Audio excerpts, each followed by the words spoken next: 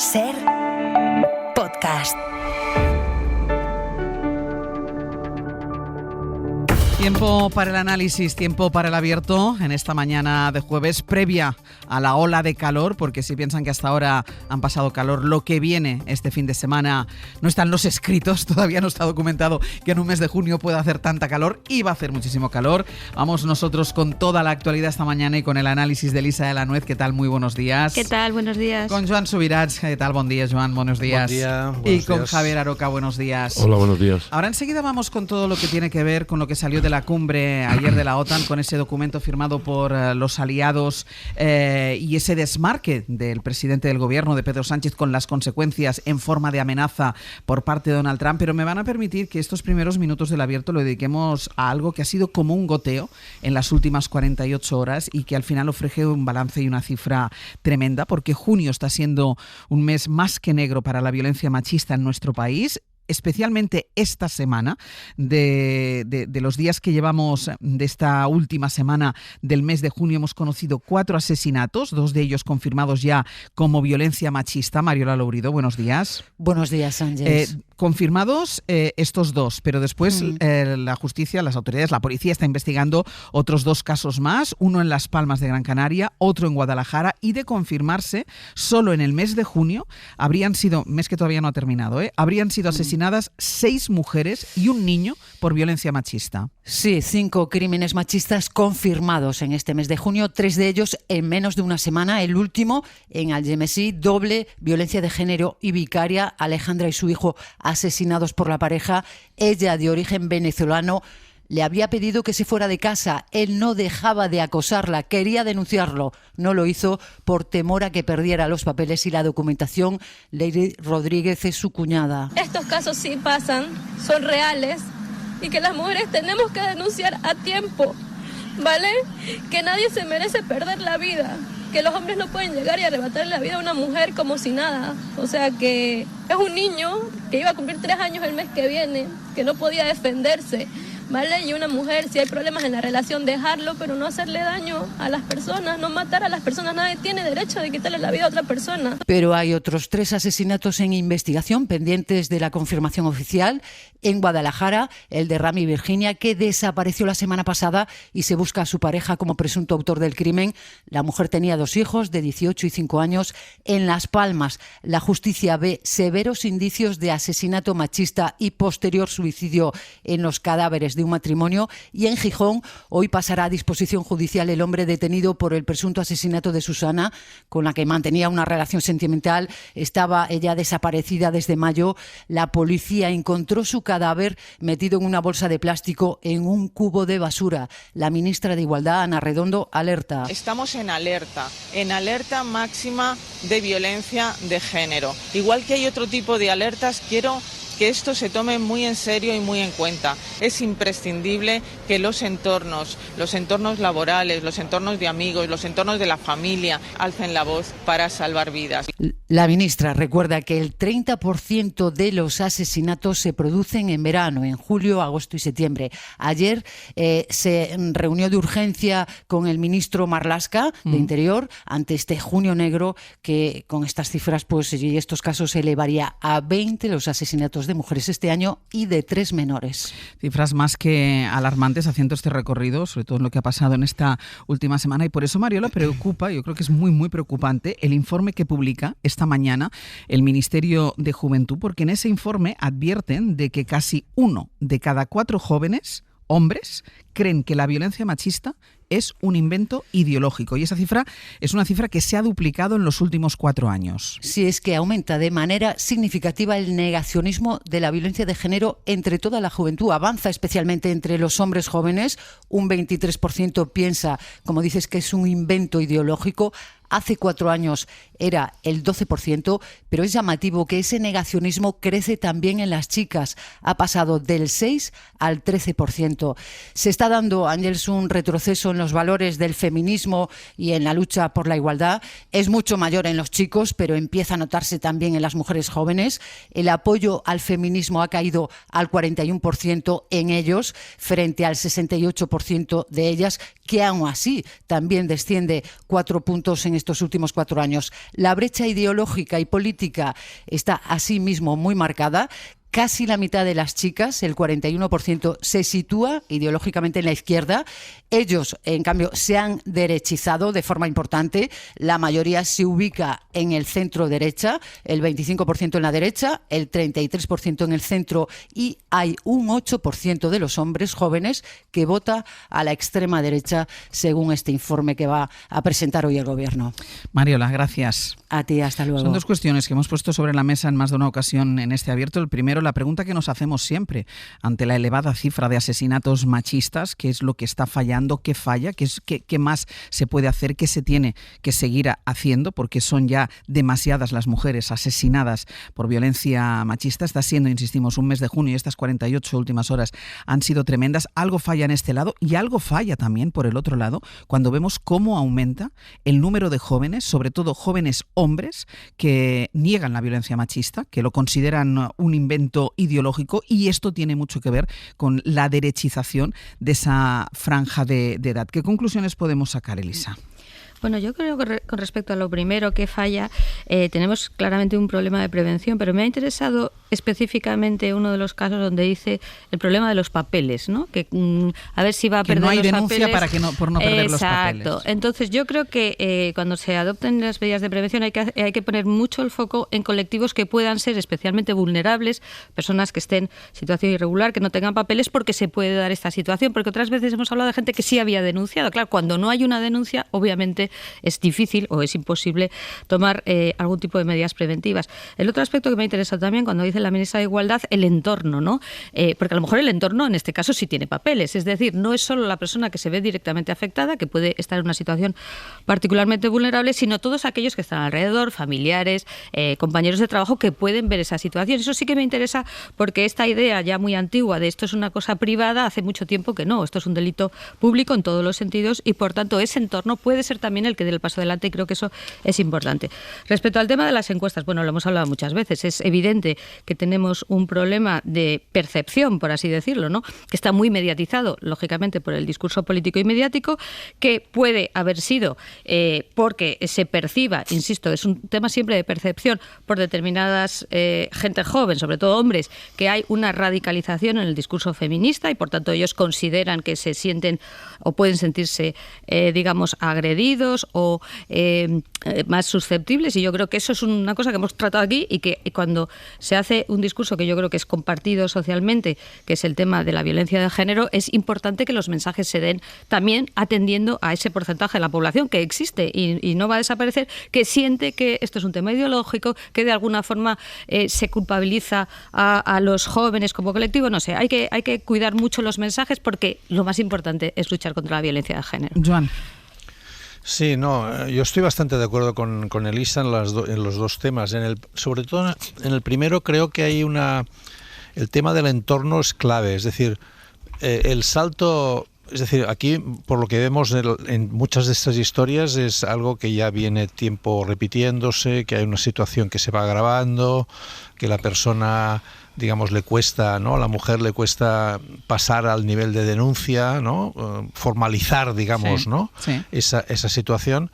Y ese salto es muy complicado a veces de hacer, porque pues tienes miedo de lo que le pasará a tus hijos si es que existen, tienes miedo de la repercusión que podrá tener en el futuro, piensas que esa situación puede luego calmarse, ¿no? Esas constantes elementos que todos digamos, utilizamos cuando queremos procrastinar, ¿no? La decisión la queremos aplazar en el tiempo. En cambio, muchas veces el entorno es muy consciente de esa situación, porque ha recibido señales de que eso sea así, ¿no?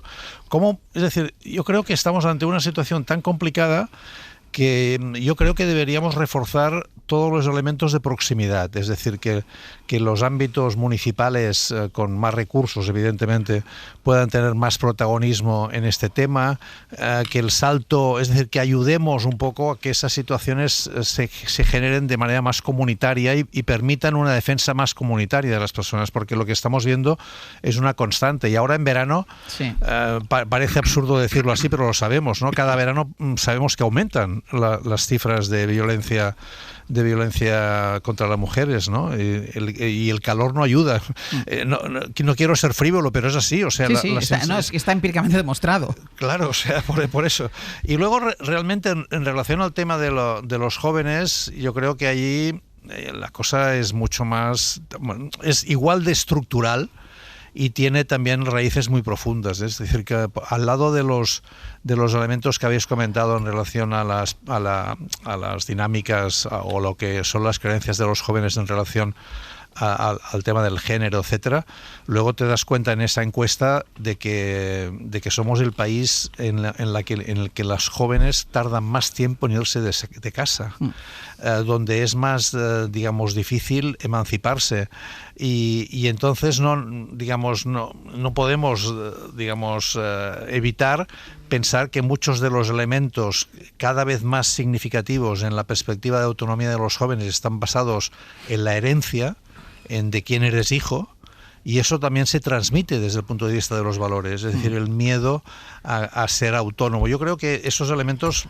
es decir, los dos temas son de un enorme calado y de una gran complejidad, pero muy, muy importantes. Yo creo que ambas miradas, ambas perspectivas tienen un trasunto común, y es el predominio, parece que irremediable, de la cultura machista, ¿no? Una cultura supremacista que defiende a través de mecanismos muy sutiles la dominación del hombre sobre la mujer, y eso se ve en todo el grueso de nuestra cultura, prácticamente en todo, en la literatura, en el cine, en nuestra cultura, en nuestra manera de comportarnos, las relaciones incluso afectuosas o amorosa, en todos los ámbitos, porque la cultura es omnicomprensiva, se observa y se avera esa cuestión de la dominación del hombre sobre la mujer. Eso luego, claro, tiene consecuencias y especificidades de nuestro tiempo. Una de las especificidades, lo han dicho mis compañeros con otras palabras, es el individualismo. O sea, muchas veces es verdad que el entorno ayuda a la criminalidad, pero muchas veces el entorno también nos ha salvado. Esas familias extensas, antiguas, esa proximidad en los vecindarios, esa proximidad en los bloques, hoy no, hoy es prácticamente ni conocemos al vecino de al lado, ni sabemos sus circunstancias personales, ni sus tragedias, y esa individualización pues ayuda mucho a que la gente camine por estos derroteros tan complicados. Esto luego interviene también en la política y en la inclinación de los jóvenes, porque empiezan en su propia y dura trayectoria formativa y personal, y en esto confluye otra cosa. Confluye es que como los sabios, digamos, en este caso de los posicionamientos políticos más extremos, saben de estas debilidades de nuestra sociedad, pues apuntan en la línea esa, ¿no? De ponerse al lado de los dominadores, ya sea en este caso en la relación hombre-mujer o, por ejemplo, con lo que se refiere a la inmigración. Lo cito porque son dos elementos vitales y performativos hoy día del pensamiento más extremo desde las posiciones más derechistas.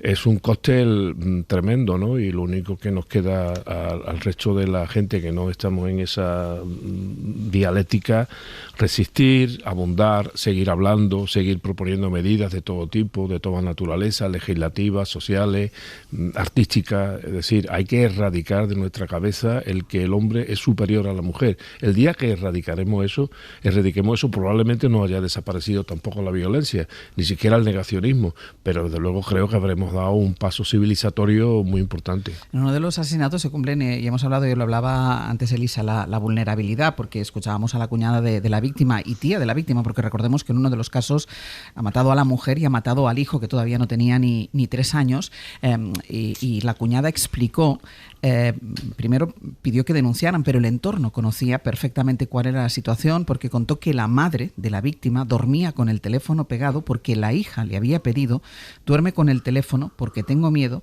y en cualquier momento te puedo llamar. No sé si hubo llamada, y si la hubo, en cualquier caso no llegó a tiempo. Ahí se juntaron la vulnerabilidad de un colectivo inmigrante, pues a menudo sin papeles, aunque una parte, y lo decía Elisa, aunque una parte pueda tenerlos, pero protegiendo a aquellos que no los tienen. Es decir, que era una situación que reunía toda esa vulnerabilidad. Incluso, en este caso, el entorno era conocedor del caso, pero entiendo que compartían la inseguridad y el miedo por la pérdida de los papeles. El Abierto, Ser Podcast. En el abierto, Elisa de la Noe, Joan Subirats y Javier Aroca. Vamos con la cumbre de la OTAN que finalizó ayer y al menos por ahora parece que la alianza sigue viva a pesar del regreso a escena, y mira que se ha notado, de Donald Trump en los Estados Unidos. El disruptor en jefe recibió todo un masaje en el ego por parte de sus aliados, que aceptaron prácticamente sin rechistar, prácticamente sin debate alguno, esa exigencia de elevar el gasto militar hasta el 5% del PIB. Solo hubo uno de los dirigentes europeos, el presidente del gobierno español, Pedro Sánchez, que se plantó ante ese acuerdo. Fue un desmarque que no gustó en absoluto al presidente de los Estados Unidos, que en la rueda de prensa posterior a la cumbre amenazó a España con represalias comerciales si no se pliega a sus deseos. Luego nos contará Enrique García Pozo qué pasó dentro, pero es verdad que dentro no hubo el debate ni hubo ese señalamiento directo a Pedro Sánchez, pero fue duro y contundente a preguntas de periodistas españolas, además, cuando amenazó Donald Trump a España. Escuchen. Creo que es terrible. Lo que está haciendo España es el único país que no va a pagar todo. Se va a quedar en el 2%. Creo que es terrible y lo están haciendo bien. La economía va muy bien, pero puede saltar por los aires si sucede algo malo. Es el único país que no está pagando. ¿Eres española? Sí. Enhorabuena, sois el único país que no está pagando. No sé cuál es el problema, creo que es una lástima. Así que lo compensaremos. ¿Sabes qué vamos a hacer? Lo que haremos es negociar un acuerdo comercial con España para hacerles pagar el doble. Hablo en serio, vamos a obligar a España. Me gusta España, conozco a mucha gente de España. Es un gran lugar y con buena gente, pero España es el único país de todos los países que se niega a pagar, ¿sabes? Quieren aprovecharse, pero tendrán que devolvérnoslo a través del comercio, porque no voy a dejar que esto suceda. Es injusto, es injusto. ¿Va a negociar directamente con España sobre...? Voy a negociar directamente con España. Lo haré yo mismo. Van a pagar. ¿No pagan? Pues más dinero de esta forma. Deberías decirles que paguen. Eres periodista, diles que rectifiquen y que se unan a los países que van a pagar el 5%. Bueno, pues estaban cargándole a la periodista que le hacía las preguntas, periodista de La Vanguardia, que le dijera a Sánchez que tendrá consecuencias si no rectifica con esa intención de solo aumentar el 2,1% del PIB para el gasto en defensa. Corresponsal comunitario de la SER, Enrique García Pozo. Buenos días. ¿Qué tal, Ángeles? Buenos días. Se quedó solo Pedro Sánchez en la defensa de esa flexibilidad en el gasto en defensa. Fue solo también en la fotografía, después lo analizaremos. Yo creo que fue una soledad buscada por el propio presidente del gobierno, pero es verdad que nadie de los aliados salió en defensa del presidente español, aunque algunos de estos aliados en privado digan lo mismo, que es imposible gastar ese 5% en defensa sin quebrar el sistema de bienestar. Sí, bueno, más allá de esa foto o de la distribución de los líderes que efectivamente responde siempre al protocolo muy medido, y más en una cumbre como esta, e incluso si queremos quitando hierro a lo poco hablador que estuvo el presidente antes de esa reunión, cuando lo cierto es que nos tiene acostumbrados a imágenes de largas y cálidas charlas con sus colegas en este tipo de cumbres, momento, por cierto, en el que ayer no buscó a Donald Trump, no lo hizo ni en los minutos previos ni tampoco en los minutos posteriores a esa reunión. Bueno, más allá de esa soledad para algunos, lo cierto es que España, si tenemos que hablar de soledad, tenemos que ir al fondo del asunto, y es que la realidad es que ha sido el único aliado que ha llevado hasta el final su tesis, convirtiéndose casi en la antítesis de un Trump que venía a La Haya presentándose como el gran artífice, el responsable de que los colegas díscolos comiencen de una vez a hacerse responsables de ellos mismos, asuman su mayoría de edad y comiencen a pagar lo que no han estado pagando en las últimas décadas, porque en una cumbre en la que prácticamente todos los aliados se han echado a los brazos de un Trump que, mimetizado con Rutte, repetían que ayer se ponía fin a una injusticia histórica, Pedro Sánchez ha sido prácticamente el único primer ministro que ha ido cuestionando hasta el final los objetivos que ha hecho suyos Rutte, que no es necesario gastar el 5% y que de hacerlo se pondría en riesgo el estado del bienestar. Y aquí digo prácticamente el único, porque Eslovaquia se sumó después de que abriera este melón Sánchez, y porque Bélgica, que primero pedía máxima flexibilidad en el calendario,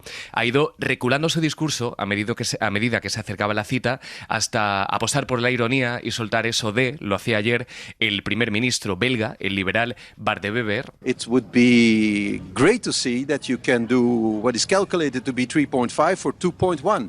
As Pedro Sánchez has said, if he can do so, he's a genius. Que si Sánchez puede conseguir cumplir con sus objetivos con un 2 0,1% del gasto demostraría que es un genio y que esa genialidad inspira. El caso belga es muy ilustrativo porque ayer su primer ministro reculaba, decía que cumpliría con el objetivo de gasto, pero en paralelo el Parlamento el día anterior, el Parlamento belga aprobaba un plan de defensa para elevar el gasto al 2% hasta 2032, porque ayer, Ángels, escuchamos muchos compromisos políticos, aunque prácticamente nadie los bajó al suelo para explicar a su auditorio cómo alcanzarían esos objetivos, sobre todo países con una deuda pública similar o superior a la española. ¿Es el caso de Bélgica o es el caso de Italia? Spagna ha firmato esattamente lo stesso documento che abbiamo firmato noi e vi aggiungo anche cuya primera ministra aclaraba que Italia ha firmado lo mismo que España, y la falta de concreción podría sugerir que ayer hubo mucho de coreografía medida para satisfacer a un Trump que salía de esa reunión hablando de éxito hasta que dos compañeras españolas le preguntaron por España.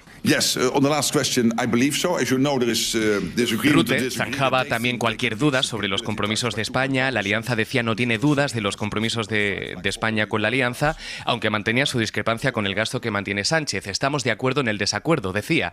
La declaración final, en cualquier caso, de 5 párrafos, se centra en el gasto, amplía el calendario de compromisos a 2035 y recoge también la importancia de impulsar la industria de defensa, como recalcaba o subrayaba también el presidente francés Emmanuel Macron. Que los europeos pensent leur sécurité de demain. Que subrayaba la importancia de ser autónomos, que los europeos seamos autónomos para poder protegernos, para poder protegernos, y que como el resto de líderes está ya este jueves aquí en Bruselas, donde en 2 horas comienza la última cumbre europea del curso político. Vamos a ella también, porque es verdad que tú has estado en La Haya cubriendo esa cumbre de la OTAN, estás de regreso a Bruselas, está a punto de empezar, a partir de las 9:30, si no me equivoco, empiezan a llegar ya los jefes de Estado y de Gobierno a esta cumbre europea, muy marcada, como también tenía que estar marcada la cumbre de la OTAN por el contexto internacional, con Irán, con Gaza, con Ucrania, y en la que los 27 van a tratar de afianzar su estrategia de rearme conjunta tras el pacto que alcanzaron ayer en La Haya. De alguna manera es como la continuación. Sí, todavía con la resaca de lo que firmaron ayer o lo que pudieron discutir ayer. Hoy también van a explicar cómo cada una de las capitales está poniendo en marcha los planes de defensa, van a compartir cómo se están desarrollando cada uno de los primeros ministros, y también van a debatir sobre Oriente Medio. Será el gran capítulo de esta jornada, en la que se va a hablar también de Ucrania, pero que, como ocurrió ayer en La Haya, la agresión rusa a Ucrania cada vez va a tener menos protagonismo. De hecho, el presidente ucraniano va a intervenir, como viene siendo habitual en ese tipo de cumbres, pero lo va a hacer de forma telemática. El motivo es que esta tarde se desplaza a Estrasburgo, va a participar en un acto en el Consejo de Europa, que es el organismo que está ultimando los instrumentos jurídicos para poner en marcha el Tribunal Especial para juzgar el crimen de agresión a Ucrania, y es muy probable además que hoy conozcamos nuevos o definitivos pasos. Se hablará sobre Oriente Medio y no sabemos si se hablará de ese informe que presentaba el lunes, del que apenas hemos hablado en realidad esta semana. Bueno, hemos hablado, pero ha quedado más desapercibido, ¿no? Ese informe que presentaba Kallas el lunes a los ministros de Exteriores, diciendo que Israel incumple su compromiso en materia de derechos humanos, por tanto se incumple un artículo del acuerdo de asociación, pero la conclusión de los ministros de Exteriores el lunes fue esperar y aplazar cualquier decisión al respecto. Pues quedamos a la espera de la llegada de los líderes y el inicio de esa cumbre europea en Bruselas. Mantenemos la línea abierta, Enrique. Muy bien, hasta luego. Pues bueno, esa ha sido la amenaza del presidente de los Estados Unidos, amenaza con guerra económica. Parece que para el presidente de Estados Unidos, más que de seguridad, eso va, o de defensa, eso va de economía, porque la respuesta no va en relación a la defensa o a la seguridad, sino que la respuesta de Donald Trump es castigar con más aranceles. La respuesta de España es clara: la negociación de los aranceles, la gestión de las aduanas le corresponde a la Unión Europea. El Abierto. Ser podcast. En el Abierto, Javier Aroca, Lisa de la Nuez y Jan Subirats. Vamos con la respuesta del Gobierno a esa amenaza que escuchábamos antes de irnos a publicidad por parte de Donald Trump, esa respuesta del Gobierno a la amenaza de que España lo pagará a través de los aranceles, que tendrá que pagar el doble, según dijo ayer el presidente de los Estados Unidos, Guillermo Lerma. Buenos días.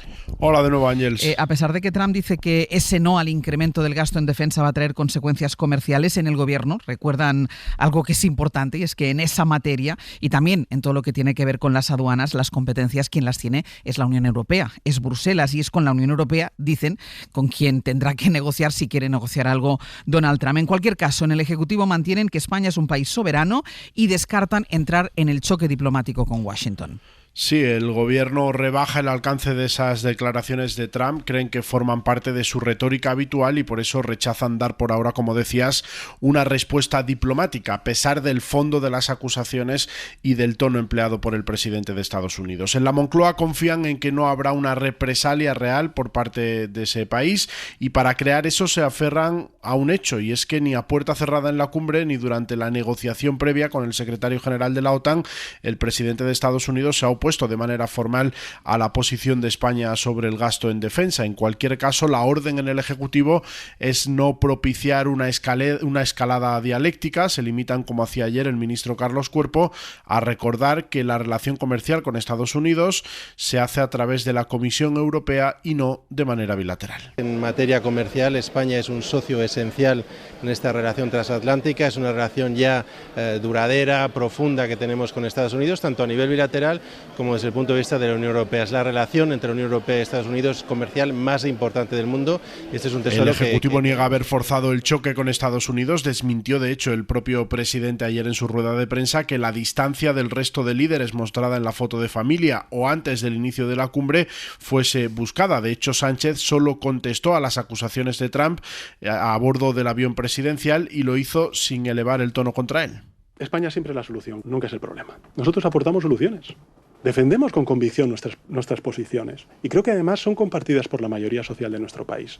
Pero lo cierto es que lo ocurrido da a Sánchez oxígeno político, Ángels, en medio de la crisis que le ha abierto el caso de Santos Cerdán. El presidente ha encontrado un argumento para defender que frente a los que le piden elecciones, la coalición debe seguir y lanzó este dardo al líder de la oposición. España tendría que destinar de aquí al año 2035 más de 300.000 millones de euros. ¿De dónde salen esos recursos? ¿De más impuestos a la ciudadanía? Cuando yo escucho al jefe de la oposición y a la oposición criticar la postura que ha tenido el gobierno de España, me queda claro que si hoy hubiera otro presidente del gobierno, aquí, hoy España habría firmado el 5% del Producto Interior Bruto en defensa.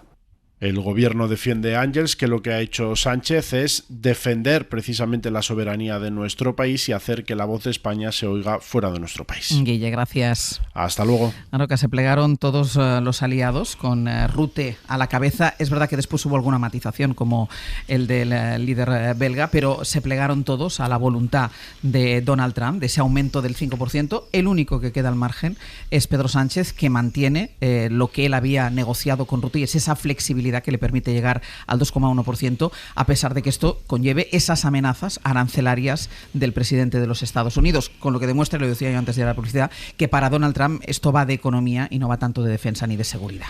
Bueno, pero eso que va de economía norteamericana además, o sea, estadounidense, o sea, no de economía. De beneficios para Estados Unidos. Lo que le hubiera gustado es volver a Washington con una factura pro forma por valor de el sumatorio de todos los miembros de la OTAN en compra de armamento de su país para ganarse una vez más la simpatía del gran lobby armamentístico que está gastando ingentes cantidades de dinero tanto en Ucrania como en Israel o donde quiera que intervenga los Estados Unidos. Pero yo tengo una visión hasta cierto punto, yo mismo la califico de pintoresca y me ha ayudado a reafirmarme en mi posición las risas de Meloni comentando la firma del documento, ¿no?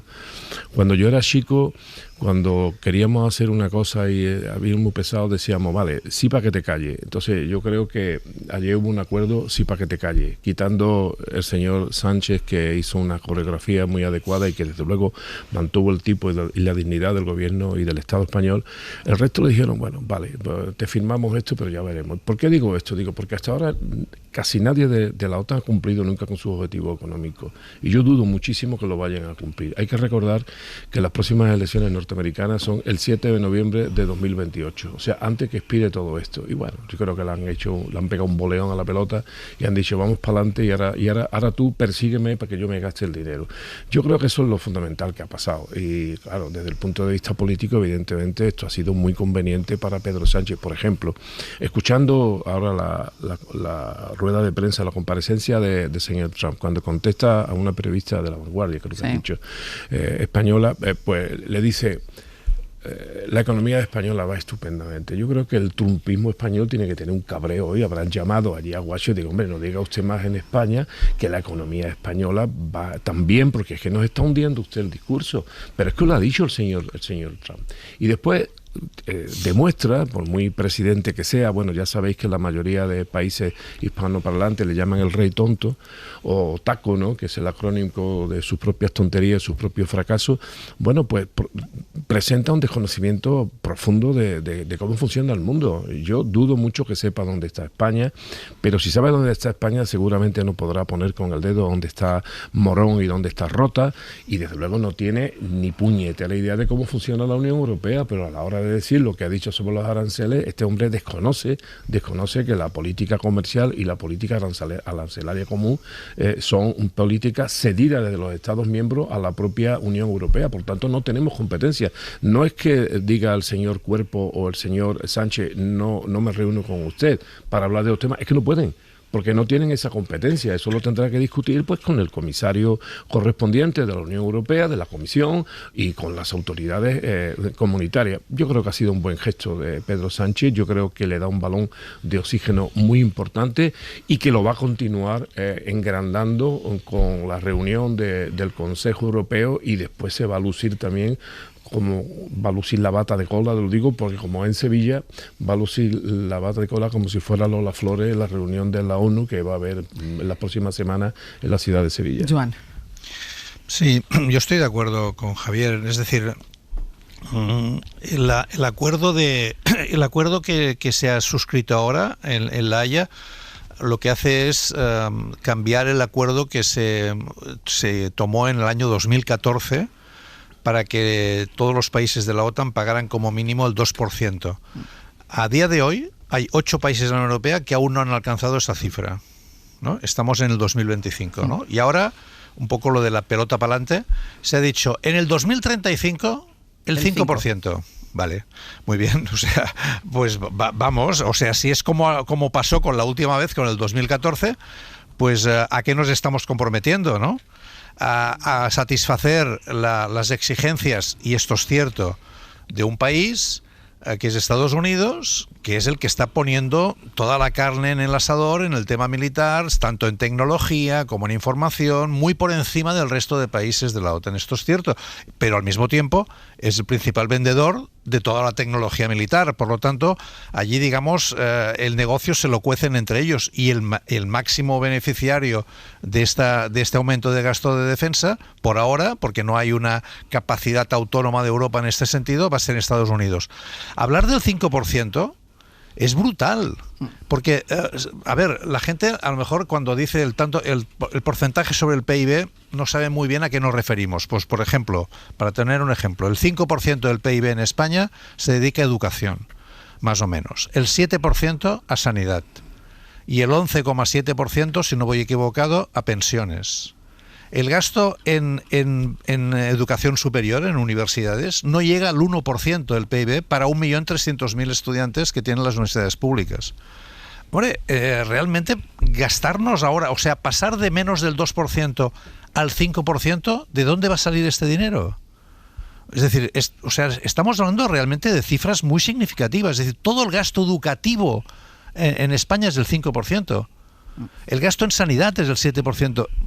¿Queremos realmente, digamos, empezar a recortar gasto en políticas de bienestar que son claves en este momento, cuando aumenta la desigualdad, digamos, con las incertidumbres que existen sobre el futuro, para satisfacer las exigencias propias de un señor que solo entiende el lenguaje del poder del comercio y el poder militar? Son los dos únicos, y además en este caso es el mismo, el poder militar y el poder comercial es el mismo.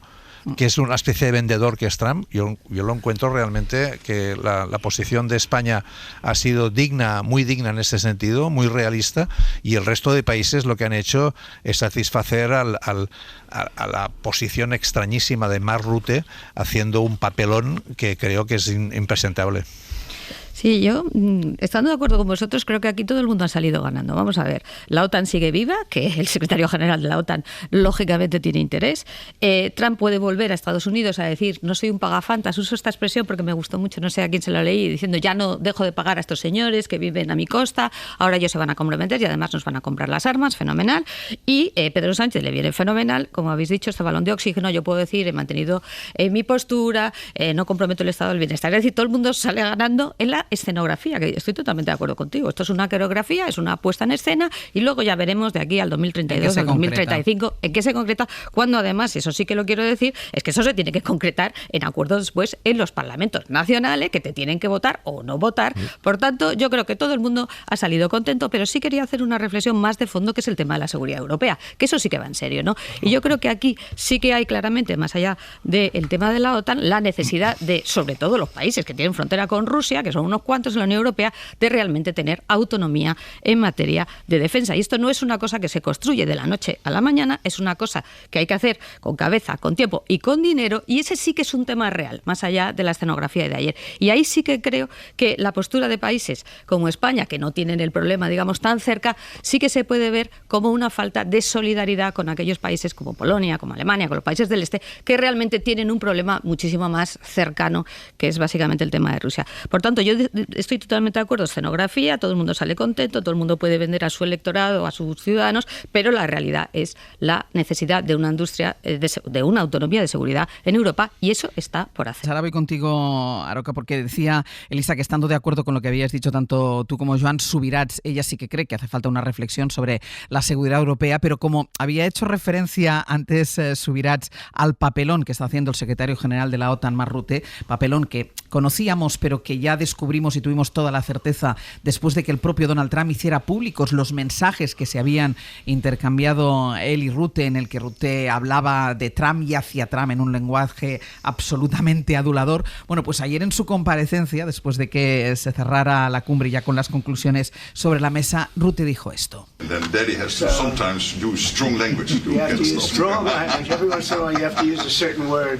Rutte se refiere a Trump como daddy, que significa papi, y dice papi a veces tiene que utilizar palabras duras. Aroca. Bueno, la verdad es que era de esto un poco de lo que quería hablar a raíz de lo que ha dicho mi compañera Lisa. Primero, decía que la OTAN no estaba tocada. Yo creo que la OTAN sale muy tocada de esta cumbre, también por el asunto coreográfico y porque el mensaje que ha recibido la ciudadanía europea, me refiero concretamente a la ciudadanía europea, en unos tiempos tan convulsos y tan violentos, dos cosas. Primero, que tenemos un secretario general de la OTAN que es un rastrero, es un súbdito mayor del rey tonto, que se arrastra y además con un lenguaje inaceptable. Yo espero un poco de vergüenza ajena. Yo creo que los propios miembros de la OTAN deberían tomar medidas porque este señor no representa, no debería de representar algo tan importante como la OTAN. Y después también en este término porque, por cierto, que Rutte fue un gran depredador de la economía del sur de Europa durante su mandato como primer ministro de los Países Bajos. ¿No os recordáis ya aquello de PIGS, que significa cerdos? Pues era Portugal, Irlanda, Grecia y España. Nosotros éramos los cerdos para este señor Rutte. Bueno, eso es lo primero. Segundo, pues la gente, la ciudadanía, se ha dado cuenta de que la OTAN es un garito de los Estados Unidos. La prueba es la propia reacción de cabreo, de berrinche de Trump. Dice, bueno, como no me gusta la posición de España, yo voy a tomar medidas unilaterales. ¿Pero usted qué es, el dueño de la OTAN? Pues sí, es el dueño de la OTAN. Por tanto, esos dos mensajes, el mensaje de Rutte y el mensaje de la OTAN. Y después hablamos seguridad europea y solidaridad. Bueno, es la gran ocasión hoy de empezar a hablar de seguridad europea, de invocar nuestros propios tratados y crear verdaderamente un pilar europeo de defensa, que es como se llamaba antes. Por ejemplo, a ver si convencemos al señor Merz, al canciller de la Alemania Federal, de que efectivamente hay que construir una Europa de la defensa, pero con presupuestos europeos. no cada uno con lo suyo, con presupuesto europeo, como se construyen otras políticas de la Unión Europea. Solidaridad del este, pues sí, y con el sur también, porque que yo sepa, el sur también es un sur geopolíticamente complicado. Por cierto, hablando de solidaridad, el ejército español está en el este, ¿eh? El ejército español está en el este, o sea, no está acantonado en sus cuarteles del sur, no, está en el este. Elisa.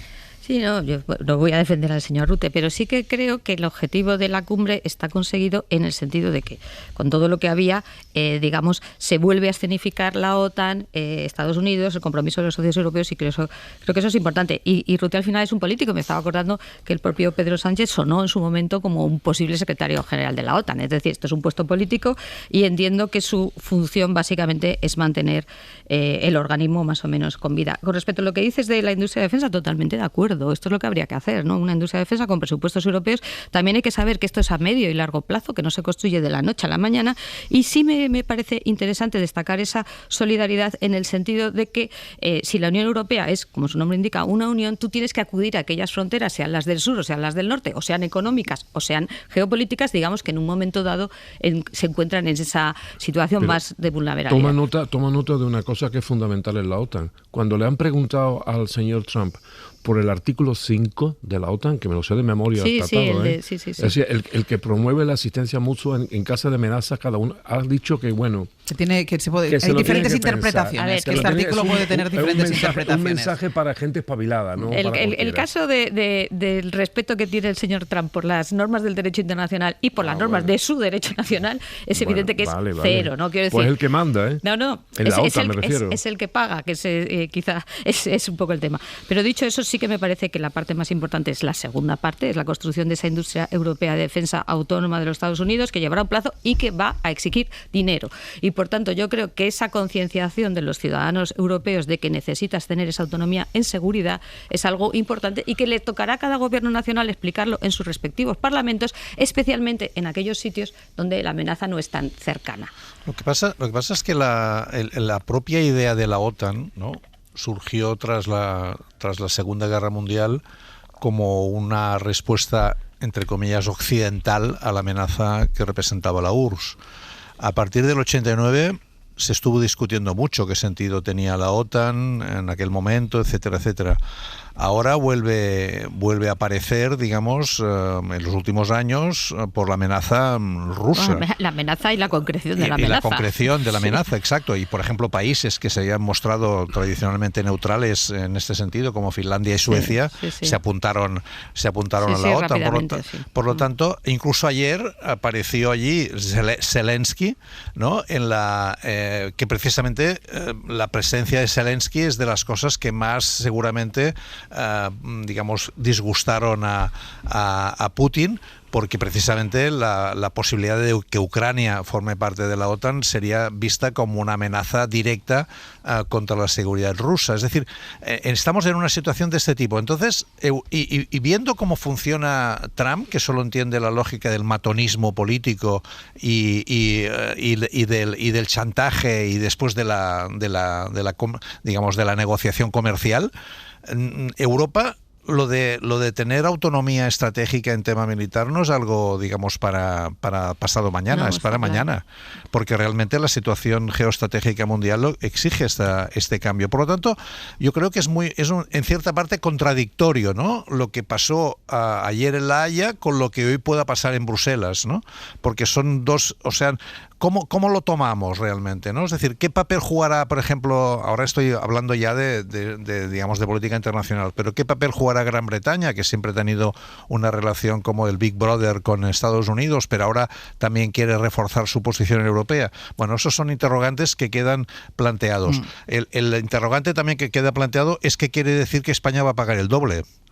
Porque claro, esto luego ya sabemos que, como ha dicho antes Javier Aroca, demuestra la ignorancia de Trump, porque ya sabe que eso no va a pasar directamente con España, porque no hay una relación comercial directa entre Estados Unidos y España, sino a través de Europa. Pero puede jugar Estados Unidos la carta de grabar, digamos, productos específicos españoles para conseguir que el aceite, el jamón, para poner dos ejemplos clásicos, u otros, lleguen a tener, digamos, una afectación significativa comercial? Es porque ahora tenemos que ver si estas amenazas se cumplen y cómo se gestionan desde Europa, ¿no?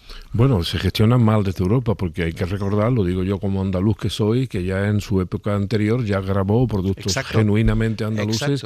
Y la Unión Europea, y por cierto una parte muy importante también del Estado español, nos dejó abandonados. Luego, por tanto, repasemos la historia, que parece que las cosas ocurren solamente ex novo, no, llueve sobre mojado. Sobre la presencia de Zelensky, bueno, el principal afectado supongo que debe de ser el jefe del garito, es decir, Trump, porque si alguien ha defendido últimamente, además enérgicamente, frente al propio Zelensky, al que humilló en la Casa Blanca, de que Ucrania no podía pertenecer a la OTAN, ha sido precisamente el señor Trump. O sea, por tanto, aquí es donde están todas estas disfunciones que al final, pues uno empieza a dudar de que verdaderamente se esté hablando de defensa, que verdaderamente se esté hablando de seguridad y que no se esté hablando de industria armamentística para socorrer a la industria norteamericana y mantenerla, y para crear una nueva industria en Europa que probablemente en algunos aspectos no tenga demasiado sentido, aunque algunos pues defienden que tenemos que ser, además de lo que somos, una potencia militar. Yo no estoy tan de acuerdo, yo estoy más de acuerdo en los dividendos de la paz que no los dividendos de la guerra. Ya sé que soy muy antiguo, pero uno tiene su corazoncito. Y por cierto, hablando antes de perjudicados y no perjudicados, desde el punto de vista doméstico, me refiero español, quien sale directamente tocado de todo esto es Feijóo, Aznar, Abascal y la señora Díaz Ayuso. Ahora iremos a la repercusión que tiene aquí en España y la reacción que hubo ayer a lo largo de todo el día, después de que se conoció, bueno, esa discrepancia del presidente del gobierno, Pedro Sánchez, y la lectura que se quiere hacer. Entonces aquí hablábamos de un aislamiento buscado y voluntario del presidente, y la otra lectura que se hace desde el otro lado es que España se convierte en irrelevante en el ámbito internacional. Elisa, ¿querías decir algo? Sí, no, quería un poco lo que decía, volviendo a lo que decía Subirats, evidentemente tenemos esa disparidad, digamos, entre la escenografía y el relato y luego la realidad, y esto vamos a tener que convivir con ello mucho tiempo. Y respecto a los acuerdos comerciales, sin duda, claro, son competencia de la Unión Europea, pero pueden ir a por productos que solo exporta España o que exporta más España. Por tanto, esa amenaza no sabemos, porque las amenazas del señor Trump pues a veces son un bluff, a veces una herramienta de negociación, a veces no, ya veremos, pero digamos el hecho de que negocie con la Unión Europea no pone a salvo determinados productos españoles de ser especialmente gravados. Vamos ahora con las reacciones a España, pero antes no me resisto. Rueda de prensa ayer de Pedro Sánchez cuando finalizó la cumbre de la OTAN y cuando ya se estaba yendo del atril el presidente del gobierno, se estaban levantando los periodistas, en la sala de prensa se escuchó esto. Bueno, buenas tardes y buen viaje. Pedro Sánchez, no te rindes, te queremos. Pedro Sánchez, no te rindas, te queremos. Buscó quién era la autora de esa frase, quién había lanzado ese grito. Nuestro corresponsal comunitario que estaba de enviado especial a La Haya dijo que era una mujer de origen indonesio acreditada en la sala de prensa de la cumbre de la OTAN. No supo explicar para qué medio trabajaba, pero en cualquier caso sí que se ve que era una fan de Pedro Sánchez que le lanzó ese grito después de el día que llevaba Pedro Sánchez. Entiendo que le llegó al corazoncito ese momento. Pedro Sánchez, no te rindas, te queremos. Vamos con las reacciones. Primero las reacciones de los socios. Sara Selva, ¿qué tal? Muy buenos días. ¿Qué tal, Áñez? Buenos días. Porque el único socio que ha criticado la decisión del gobierno ha sido Podemos. Insiste Ione Belarra en los ataques sobre el Ejecutivo y sigue acusando también al gobierno de engañar al país, porque dicen que Pedro Sánchez sí ha acordado aumentar el gasto militar a pesar de las amenazas de Trump. Sí, donde la mayoría de los socios ven un desafío por parte del presidente Pedro Sánchez, Podemos ve todo lo contrario, un engaño. Llega el partido de Ione Belarra a la misma conclusión que el Partido Popular. Sostienen en Podemos que Sánchez está mintiendo, que en realidad sí ha firmado el 5% y eso, dicen, es una traición. El calado de la traición a la clase trabajadora que acaba de cometer el presidente Sánchez no tiene precedentes desde que Zapatero aceptó las políticas de austeridad hace una década. Es gravísimo que el presidente... Esto Podemos lo mantiene a pesar de las amenazas de Trump. Lo explican diciendo que Trump reacciona así porque, aunque España sobre el papel, dicen, ha firmado el 5%, Pedro Sánchez en público va diciendo otra cosa. Podemos exige además que España salga de la OTAN, de lo que consideran una organización terrorista, y que revoque la autorización de las bases estadounidenses. Es una postura histórica de los partidos a la izquierda del PSOE, que comparten también otros socios como Izquierda Unida, pero en esto de criticar a Sánchez en este momento, Podemos se queda solo. En Esquerra, por ejemplo, Rufián lo resumía así. Siempre ha sido una buena cosa cabrear a Trump, como resumen de mi visión de la política internacional. Siempre es una buena cosa cabrear a un fascista neoliberal. Y en Sumar, en el socio de la coalición, pues más de lo mismo. Les he de decir que España no es un país vasallo de Trump. España es un país soberano y toma sus decisiones propias. Les sirve a los socios este enfrentamiento con Trump para reivindicar la importancia de que España siga teniendo un gobierno progresista. Espera, Sara, que te quiero preguntar otra cosa, pero antes y por continuar con las reacciones aquí en España, el Partido Popular, Josué Coello, buenos días. Hola Ángeles, buenos Hay días. esa línea con Podemos cuando hablan de que Pedro Sánchez está engañando con lo que realmente ha afirmado. Insisto, a pesar de las amenazas de Trump, la diferencia es que el PP lo que no hace es posicionarse, ¿no? Es decir, atacan la postura del gobierno, pero lo que no aclaran es qué hubieran hecho ellos, hubieran apoyado ese incremento al 5% si estuvieran gobernando.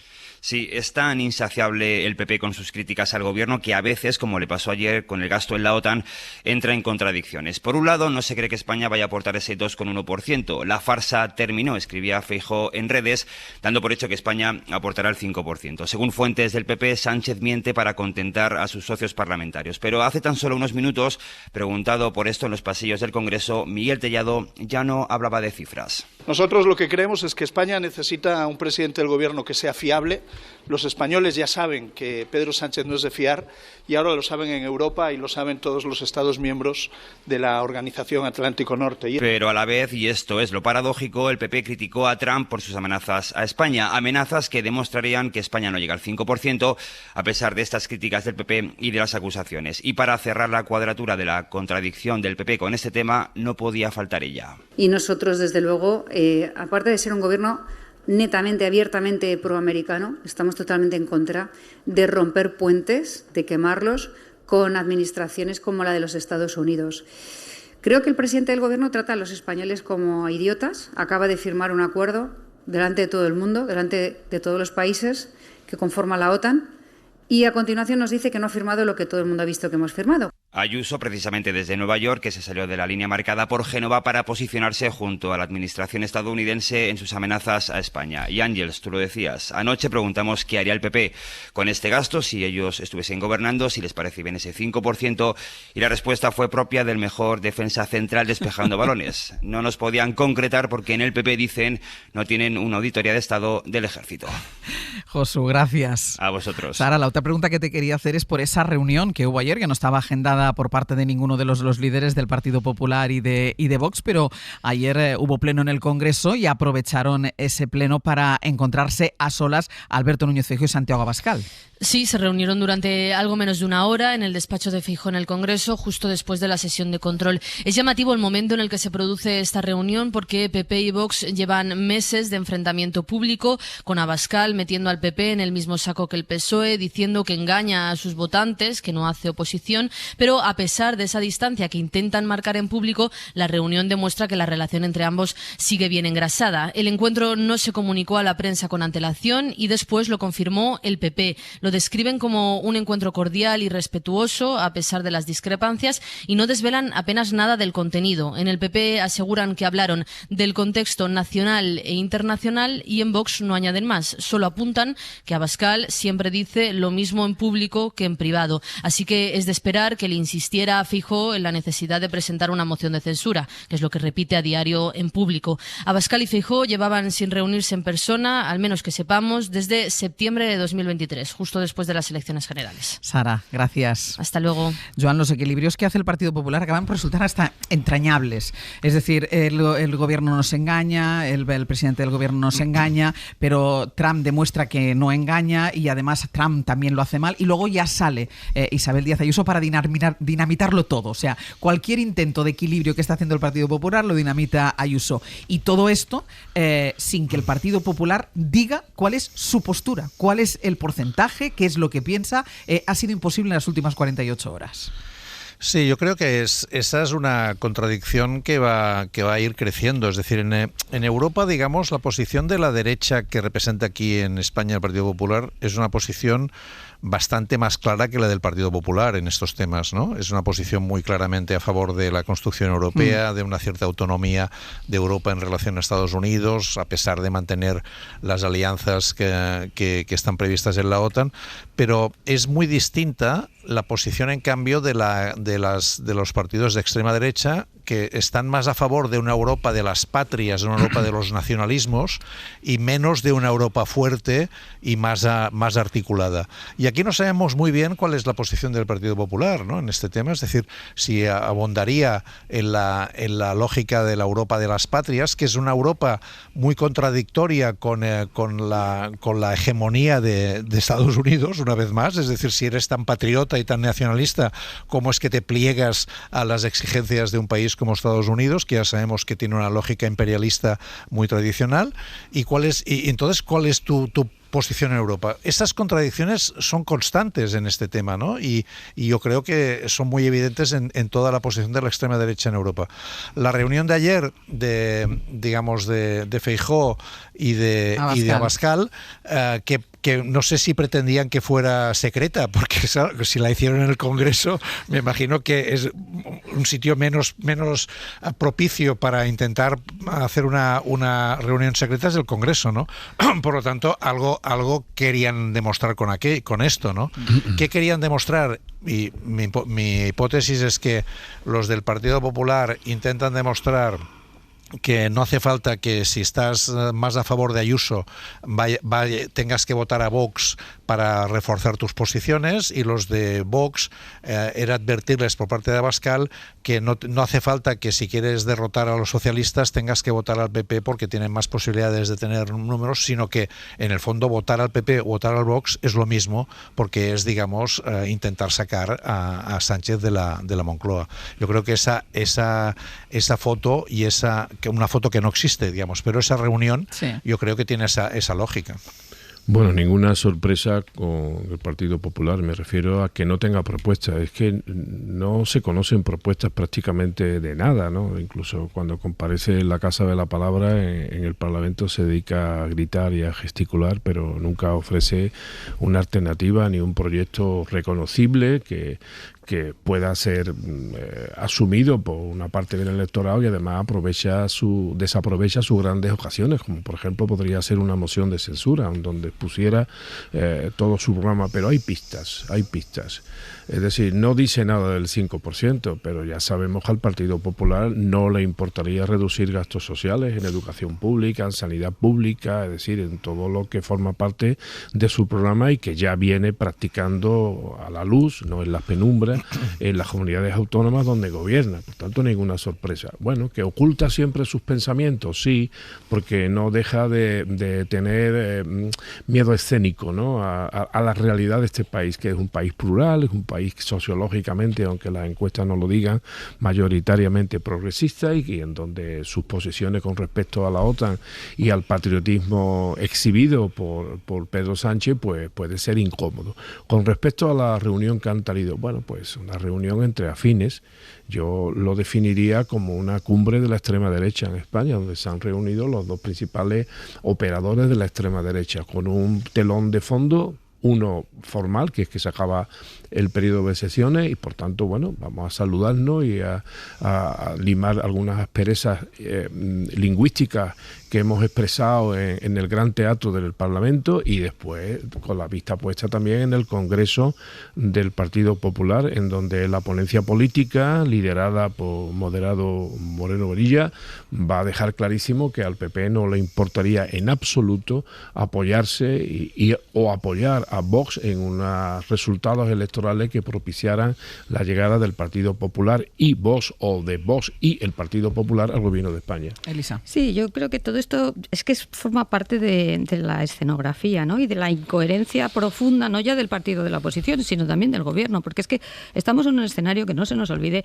donde no es cierto que el partido del gobierno tenga una mayoría por la sencilla razón de que no consigue aprobar unos presupuestos, que esto de vez en cuando hay que recordarlo, no digo ya subir el gasto en defensa, es decir, estamos hablando de otra cosa, pero también es cierto que el Partido Popular no tiene más oposición que la de sacar a Pedro Sánchez del gobierno, y claro, eso, lo mismo que siempre digo, el gobierno tiene una coalición negativa para que no gobiernen otros, pues el Partido Popular tiene una idea de que hay que sacar a este señor de la Moncloa y cuál es la propuesta. Entonces, claro, esto de verdad que es muy agotador para el ciudadano de a pie porque no hay propuestas. Y tampoco, insisto, en esta idea, tampoco la puede hacer el gobierno porque al final no tiene la mayoría para sacarlos, y no es verdad que tenga una mayoría progresista, tiene dos partidos que son de derechas, digamos, en la mayoría de investidura, y esta es la situación, y perdonad que sea tan clara, pero claro, en este marco todo es relato, todo es parecer, todo es a ver cómo salgo en la foto, a ver si saco a este señor de la Moncloa o a ver si este señor aguanta la Moncloa. Va de esto, claro, propuestas, proyectos, alternativas y cosas que le importen a la ciudadanía, pues por ahora pocas, pocas. No, cuando hablas de derecha, supongo que no estarás comparando el PNV. Pero son partidos de derechas, ¿no? Sí, bueno, pero vale, yo no comparo nada. Lo que digo es que no puedes hablar de una mayoría progresista en el Parlamento, yo que no soy de derecha puedo hablar perfectamente bien de Angela Merkel, que era una señora de derecha. Me parece fenomenal que hables de Angela Merkel. Yo hablo de los partidos que cuentas en una mayoría progresista. Lo que quiero decir es poner bajo un mismo manto crítico al Partido Popular, que está demostrando veleidades con la extrema derecha, con el PNV, que tiene sectores incluso progresistas dentro de su seno, progresista dentro de lo que es la visión más simple de lo que es la política en España, y que ha demostrado muchas veces, siendo un partido nacionalista, ser más partido de Estado que la propia derecha carpetobetónica española, me parece que es injusto.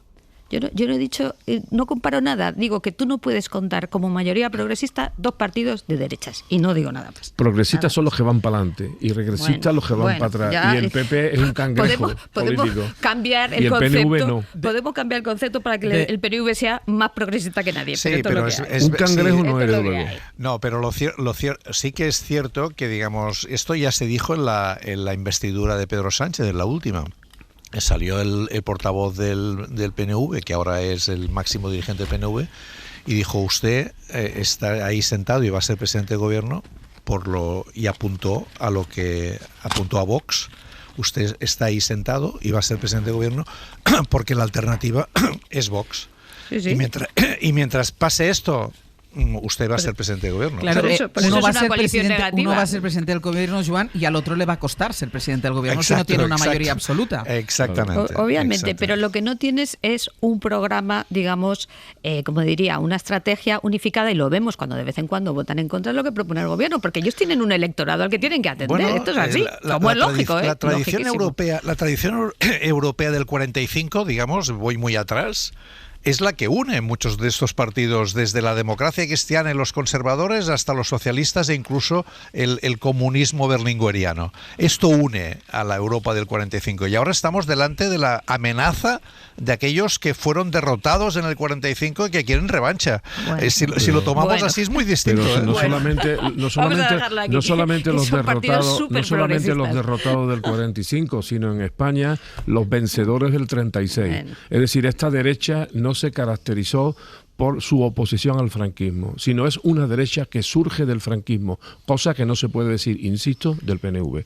Dejadme que vaya con lo último, que va a marcar también la agenda del día y que tiene que ver con la ley de amnistía, porque está previsto que el Tribunal Constitucional resuelva el recurso presentado por el Partido Popular contra la ley de amnistía. Ya saben que a principio de semana, el lunes, empezó la reunión de los integrantes de este Tribunal Constitucional. Llevan ya 3 días, este será el cuarto 3 días consecutivos de reuniones, pero será hoy, en este cuarto día, cuando den la respuesta definitivamente, cuando haya la votación. Miguel Ángel Campos, buenos días. Hola, muy buenos días, Ángel. Y en principio parece que no cambia nada, ¿no? Que el Tribunal de Garantías va a dar luz verde a la ley de amnistía, es decir, que tiene encaje dentro de la Constitución española. Eso es lo que se espera que voten los 6 magistrados progresistas frente a los 4 conservadores. Sí, ese supuestamente va a ser el reparto a lo largo del día de hoy.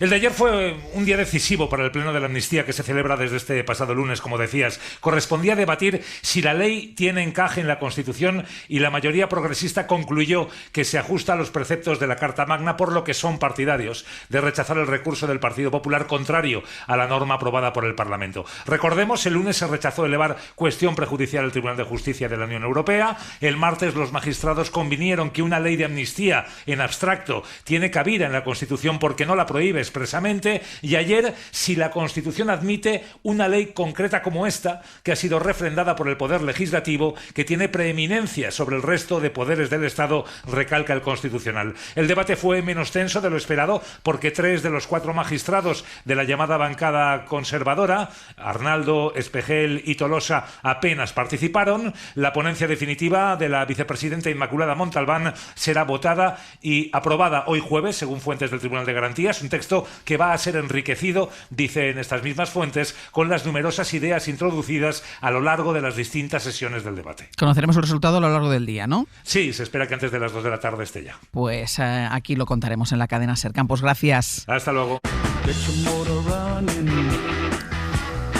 Vamos a ir terminando ya el abierto. Ana Usle, Brian Pérez, buenos días. ¿Qué tal? Buenos días. Los encargados hoy de contarnos lo que vamos a hacer hasta el final del programa, después del boletín de las 10. Pues Jaime García Cantero y Nuño Domínguez ya están en la antesala del Consejo de Ministros. Están corriendo la banda ya. Están corriendo la banda para traernos su Ministerio de Ciencia y Tecnología. Y vamos a hablar, por ejemplo, de la boda de Jeff Bezos. ¿Pero no sería Martín Bianchi? Claro, no estamos en 15 minutos de fama porque vamos a hablar del impacto medioambiental de esta boda. Vale. Que parece que no, pero más de 200 invitados, más de 90 aviones privados que están llegando a Venecia para esa boda que se va a celebrar en las próximas horas y también tiene sus implicaciones medioambientales. O la guerra y el gasto en defensa, que ya estamos un poco cansados de hablar de ello, pero hay que hablar también que hay detrás de la industria militar tecnológica estadounidense, eso de que Trump quiera que compremos su hardware militar, ¿no? Que hay ahí detrás. Yo no sé si es cansancio creativo, que estamos mejor que nunca, o que te quieren mandar ya lejos de vacaciones. ¿Dónde voy? 10:30 de la mañana, ¿sí? Te vas a un funicular a Zurich. Bueno, no está mal. No es mal plan. No es mal plan. Exacto, con el, como dice Elisa, ¿Te con el parece calor bien? que hace aquí ¿Buen me plan? parece perfecto. Emociones fuertes, Venga. es lo único que te puedo decir. No soy de alturas yo, ¿eh? Pues veremos. Vale. Bueno, y si no eres de alturas, pues quédate a la clase de lengua con Lola Pons, que nos tiene... ibas a decir otra cosa, Iba a porque decir ya eso. sé de qué va hoy Sí, Lola Pons. bueno, no pasa nada.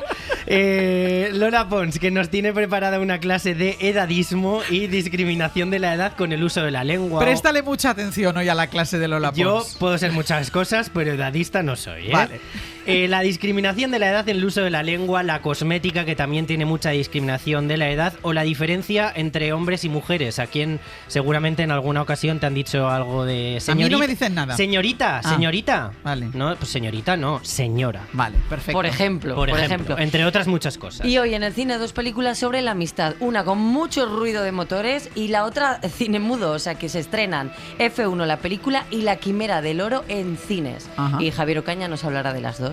Y vamos a terminar en Al Dente con Ainhoa Aguirregoitia, que ya la semana pasada ya empezamos con el modo verano con las conchas y los bivalvos, y hoy vamos a seguir por esa senda con la nevera del verano. Vale. Los básicos que tenemos que tener sí o sí en la nevera durante el verano, y para ello, además de una lista de productos, vamos a dar 15 platos básicos con sus consiguientes 15. recetas. 15. ¿Nos va a dar tiempo? Nos Qué va a dar bien. tiempo muy breve para 15 días de vacaciones, por Pues es ejemplo. una maravilla, 15 días, Así 15 que platos. la gente tiene que estar súper pendiente. Papel y lápiz, vayan preparando. Javier Aroca, Lisa de la Nuez, Joan Subirats, hasta la semana que viene. Hasta luego. Adiós. Hasta luego.